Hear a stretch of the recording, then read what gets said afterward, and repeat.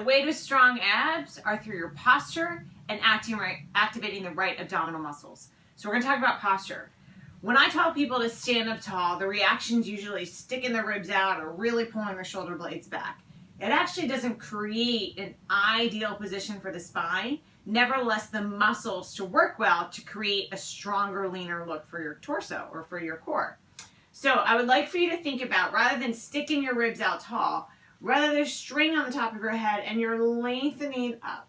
A string on your tailbone pulling you up, a string from the top of your head. So you almost feel, rather than coming from here, you're almost lengthening up. I tell people, feel like you're pulling your ribs away from your hips, so you're growing nice and tall. Now in that position, you're going to think wide through the collarbones, and then let's place our heel over our hands on our hip bones, index fingers towards our pubic bone. If you tuck under, your fingertips go up. If you arch back, your fingertips go down. I would like for your fingertips and your thumb to lie in the same plane.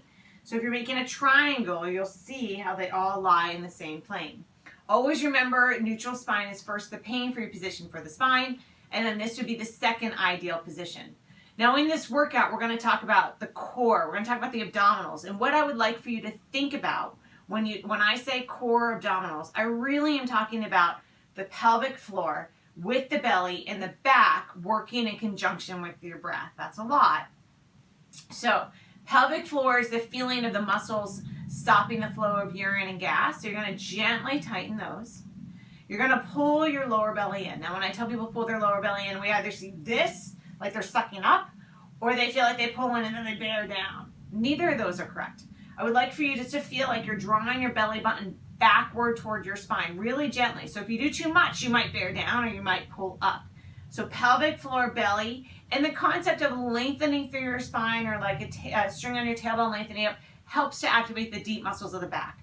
So those cues are what I would like for you to start to play in your head over and over again and associate it with the word core. Make sure that you're breathing when you're activating these muscles. At times, you're going to barely have these muscles on because the exercise is simple.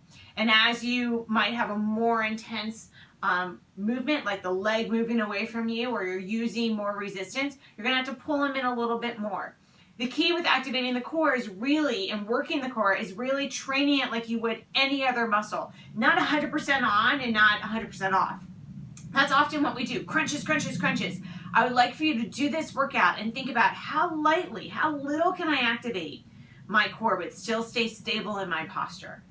How much can I put on for intensity? When you increase your intensity, you're going to have to increase it a little bit more. But you want to find this position, like when we're doing any kind of jumps or pullovers or on our back and moving our legs, you might have to really tighten up a little bit more. I definitely have to tighten a little bit more.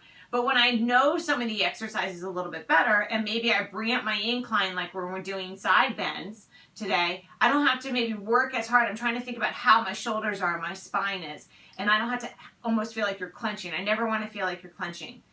With this routine, my hope is that you develop a longer, leaner look and a more stable spine.